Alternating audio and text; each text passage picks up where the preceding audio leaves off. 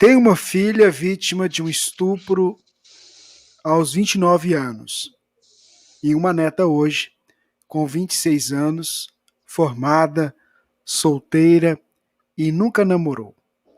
Ela e ninguém sabe que foi vítima de estupro e nem eu sei quem é o pai, pois minha filha nunca me disse.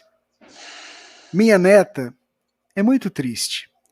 E quando eu perguntei se ela é triste porque ela quer saber quem é o pai dela, ela me respondeu que não quer saber quem é ele, pois ele não quis saber dela quando ela nasceu.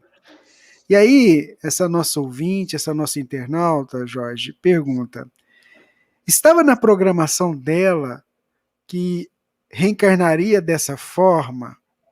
Por que tanta tristeza? Como eu poderia ajudá-la? Eu a amo tanto que dói vê-la triste assim. Pode me dar uma luz, Jorge? Não necessariamente a reencarnação dela seria por essa via. Porque se nós fôssemos admitir que seria por essa via, nós teríamos que dizer que era programado o estupro e o mal nunca pode ser programado pelo bem. Houve um aproveitamento dessa experiência. Na obra Após a Tempestade, aonde Joana de Ângeles analisa o chamado planejamento familiar e métodos contraceptivos, ela narra que em algumas famílias, quando, por exemplo, vamos dizer, a família tinha uma programação para ter 3 filhos, a família programou ter 3 filhos, mas a mulher, na segunda gravidez, achou que o terceiro filho seria muito difícil, porque dava muito trabalho. Então ela liga as trompas no segundo filho. O terceiro não consegue acesso para reencarnar. O que vai acontecer com essa terceira criança que deveria vir e que não vem? Ele pode, hipótese número 1, virar um obsessor e perturbar a família? Pode, uma possibilidade. Ele pode ser uma criança a ser adotada, que vai bater no lar? Pode. Ele pode ser e encarnar pela empregada, que depois vai embora e deixa a criança para a gente criar e acaba se agregando na família. Ele pode ser um neto que aparece através da nossa filha adolescente, que também não era prevista de engravidar. Mas ele ronda a família na expectativa de chegar naquele lar. E ele vê a irmã dele adolescente e diz: ah, maninha, vai ser tu mesmo. E aí ele acaba estimulando a irmã para determinadas experiências sexuais e ela engravida. Quando ela engravida, às vezes o pai fica muito irritado porque a filha está grávida e a mãe é que entra e diz: não faz isso. Quem sabe essa criança não era uma que a gente deveria ter. Às vezes, essa filha que engravida pode ter sido também fruto de uma gravidez da mãe. A mãe ficou grávida, eles casaram e hoje aquela criança hoje está grávida. E a mãe se lembra que eu também fiquei grávida, agora é nossa filha. Vamos acolhê-la. E aí cria aquela criança dentro de casa, que chama os avós de pai e de mãe e chama a mãe biológica, às vezes pelo próprio nome dela, sem considerá-la como mãe. E aí o planejamento por vias transversas acaba se cumprindo.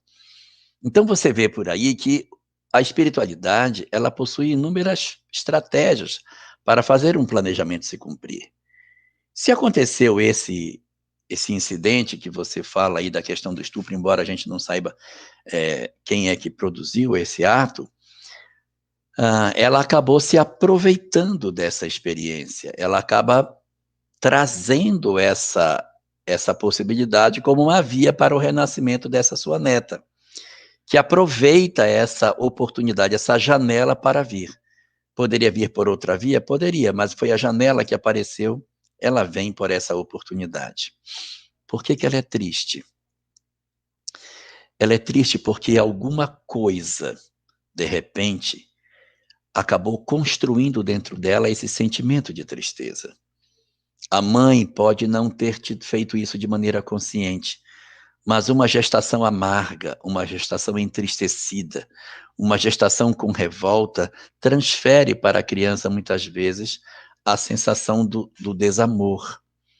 Isso é muito comum quando você faz um processo de hipnose e que regride o espírito para a vida intrauterina, ele relata os sentimentos que a mãe tem em relação a ele.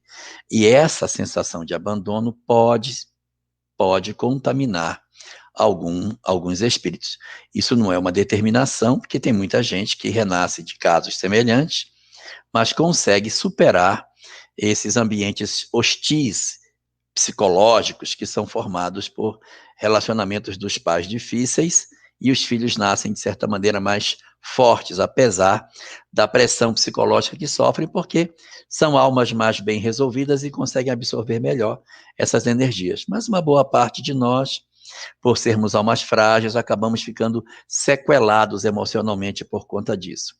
Não bastasse a vida intrauterina, tem o que acontece depois da vida uterina. A maneira como abraça, a maneira como põe no colo, quando bota para mamar, o zelo, a maneira de tocar, que não está nas coisas físicas, está na energia que toca, no olhar. Talvez sua filha tenha produzido, talvez, um sentimento de rejeição. E isso vai se somando dentro do indivíduo, produzindo esses quadros que a gente está vendo. Então você tem um espírito que traz conflitos do passado, que pega uma vida uterina complexa e depois uma infância muito fragilizada, ela acaba se tornando uma alma com essas sequelas emocionais. O que fazer, que é o que você quer? Ponto número 1. Não é importante mexer com essa história dela. Você não vai construir nada de positivo se você levar para ela essa informação sobre como foi que ela nasceu.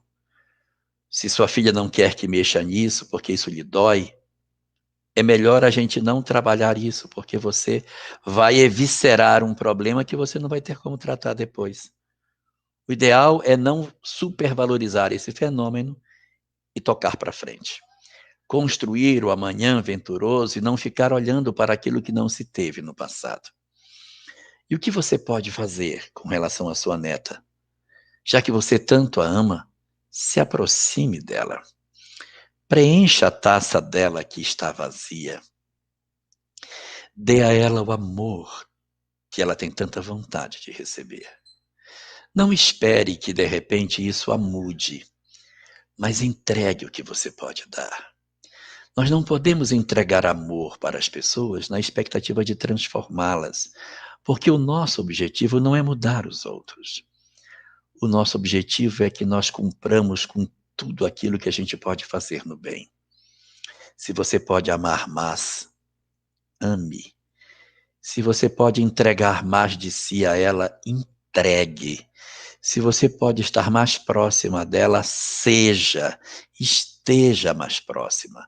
Mas como que eu vou fazer isso? Descubra o que ela gosta e passe a gostar do que ela gosta também. Se ela gosta de, por exemplo, algum tipo de esporte e ela pratica esporte, vá vê-la no esporte, estimule.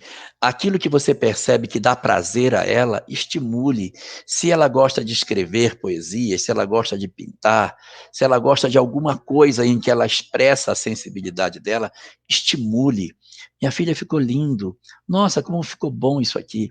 Se ela estuda e ela tira boas notas, não diga que ela fez só a obrigação dela, mas diga, mas que maravilhoso, você é uma menina maravilhosa. Estimule, fale da beleza dela, valorize a beleza que ela possui, mostre para ela o lado belo da vida. E mais importante do que todas essas coisas de valorização dela, aponte um caminho de utilidade para ela. Chame sua neta para fazer um trabalho em prol do próximo. Não precisa ser um trabalho espírita, porque se ela não for espírita, ela não vai querer, porque ela vai achar que é um trabalho religioso. Faça com ela, você e ela, sem vínculo religioso, por exemplo, a visita num local sem traços nenhum de espiritismo, nem de nada disso. Vá com ela a visitar um local. Visite uma casa onde existam crianças abandonadas. Visite algo que existam crianças que sofrem, para que você possa oferecer a ela a oportunidade que ela use a sua própria história para cicatrizar, para cuidar dos outros e cicatrizar a ferida dela.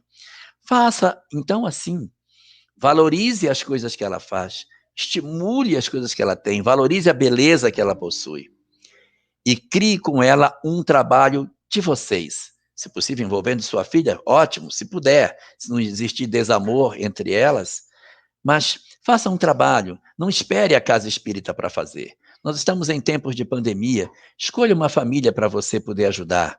Compra a cesta básica, leva, visita, claro, com as devidas precauções de distanciamento social, mas fazer algo em prol do semelhante, para que ela se sinta útil, para que ela perceba que ela pode ser muito útil para as pessoas.